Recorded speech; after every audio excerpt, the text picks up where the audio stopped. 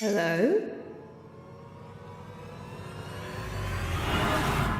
If you've been on the internet after 2015, chances are you've seen cosplays like these. Nowadays, Five Nights at Freddy's cosplays are everywhere. I mean, you could go to any convention and there's a chance you'll see a Freddy Fazbear wandering around, or some other kind of FNAF character. But if we go back to 2015, these cosplays looked drastically different and weren't as common to see out in public. From the good cosplays, to the okay cosplays, and to the interesting cosplays. But almost suddenly, around July of 2022, there was a fundamental change when it came to making FNAF cosplays that would end up rippling through the community like wildfire. And in more recent years, this change has only become more and more clear, as now it looks like cosplayers had ripped the models straight out of the games. So, what changed? What happened that took these cosplays from simple suits to fully functional costumes? Well, let's find out by having a look at the evolution of FNAF cosplays.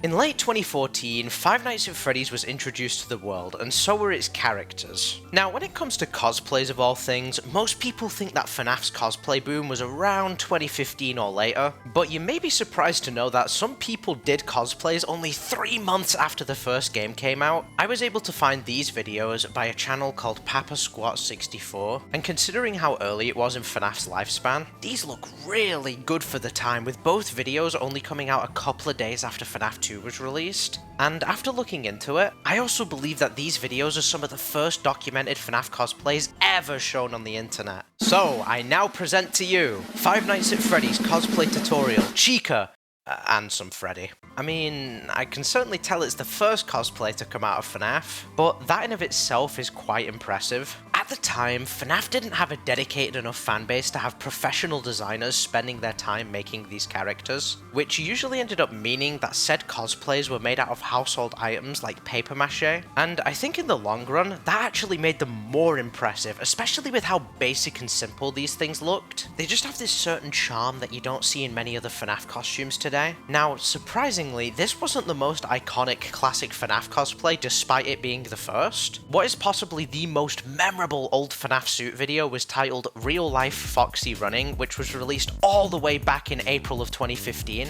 This video did numbers, with it currently being at 17 million views, along with creating the genre for most of the FNAF in real life videos that were rampant in 2015. And looking back at it, this cosplay defined the entire early era of FNAF cosplays. But even then, as we move on to the next era of costumes, there was another big change in the community that elevated the cosplay scene to the next level. Hey there! Don't worry about the Freddy man outside the door. Hey, what you should look at is that my channel is at 10,000 subscribers. If you want to help me hit 100,000 subscribers by the end of the year, then be sure to subscribe right now, hit the bell, and also like the video while you're here. Oh no. As we move from 2015 and continue to progress through the years, we eventually reach late 2016, and there was one creator in this time that started to make a huge impact on the cosplaying scene of FNAF by making really high quality costumes in sometimes an incredibly short amount of time. This creator is Andiematronic, known for both their merch reviews and of course cosplays. She dominated the scene back in 2016 and continued to have an iron grasp on FNAF cosplays all the way up until 2021, before they took a break to make their game Mechanism. Now, speaking only on cosplays here, Andy was able to create so many unique outfits over her span on YouTube that ended up raking in millions of views, combined with some of her most popular work at the time being related to either Springtrap or the toy animatronic costumes that she made. Andy's videos took us to our next evolution, where costumes moved from cardboard and paper maches to proper bases made out of cloths and other fabrics. This ended up giving the costumes more accurate features and designs similar to what they had in the games. Andy would continue to make cosplays, even starting a series around making them, with the most popular of the bunch being called 5-Hour Cosplay Contest, to which if I need to explain the premise of, I really shouldn't have to. Either way, each suit, whether it was made over 5 hours or over a handful of days, would continue to rake in constant views, and it only got better as Andy continued to make more and more detailed costumes. From Nightmare On to Ennard, each only getting better as they went on. And this continued for many years, with different cosplays being made by Andy, until the 29th of October 2020. Andy would unknowingly release a cosplay video that ended up making waves in the community. The video was titled, How to Make Your Own Spring Bodysuit Glitch Trap. This cosplay was incredible and was genuinely some of the most accurate costume work that had ever been done for FNAF. This suit captures everything about Glitch Trap perfectly, and the video itself would ripple through the fan base, and other people would begin to catch on to what was happening and start working just as hard so they could make the most accurate suits possible. Andy's Glitch Trap would remain one of the most famous FNAF cosplays out there, and for good reason. But soon after 2020, something interesting happened. The FNAF cosplay boom would begin. During this time, FNAF had a flood of highly talented cosplayers and builders coming into the community. Now, I'm no expert on how this happened, so I called in a favor from someone who does know what they're talking about. What's up, guys? I'm Withered Creations, an enjoyer of all things Five Nights at Freddy's and a creator of a whole bunch of FNAF cosplays. Around the time between 2019 and 2020, the hype for Five Nights at Freddy's, in my opinion, was at an all-time low.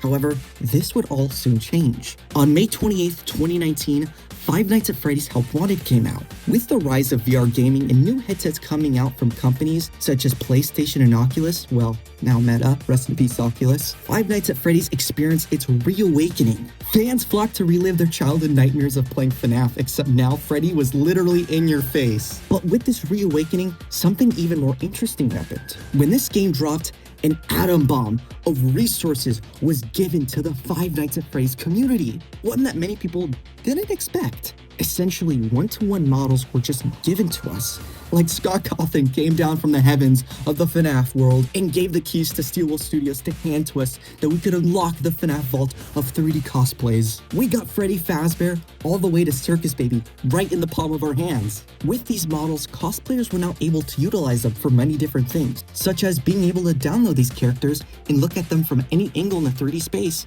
and have the best reference photos to date. And for other cosplayers either experienced or entering the 3D printing space, with a couple of tweaks to the models, they were able to rip the characters right from the computer and print them out. I've personally utilized these models so much in many of my builds, quite frankly all of them, such as my Withered Freddy to my Withered Bonnie and so much more. But anyways, I've yapped enough about this. I've got more Springlock suits to make. Feel free to check out my content and I'll be passing it back to you.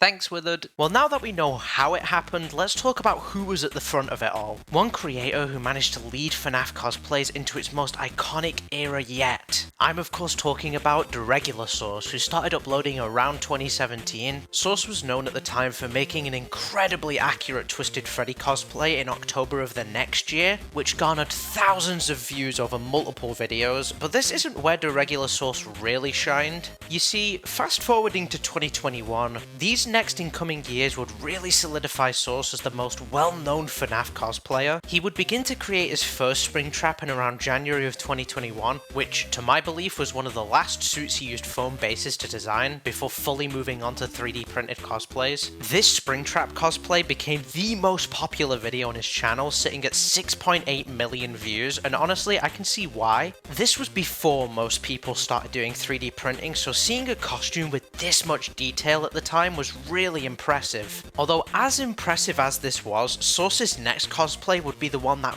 really ignited the fire and would change the way FNAF cosplays were made in the future forever. The 4th of May, 2022. Sauce would post a short showcasing his new cosplay that he had just begun to work on, Glamrock Freddy. Even with only the base of the head done, this suit already looked amazing, and this showed the detail that could be gained when 3D printing bases. Now, Sauce would continue to release devlogs for Glamrock Freddy all the way up until the 25th of June 2022, when in a YouTube short, he revealed the full cosplay completely finished. And even now, this cosplay was, and probably still is, the best costume that has ever come out of this community. It looked identical to how Glamrock Freddy looked in the games, and in the long run, this is where the shift to the next era of cosplays happened. This cosplay alone spread like wildfire on the internet and made a huge shift on how these suits would be built from now on, with hundreds, possibly even thousands of cosplays and builders coming into the community just to show their talents. During all this, Sauce would go on to make more insanely detailed cosplays over the next 2 years,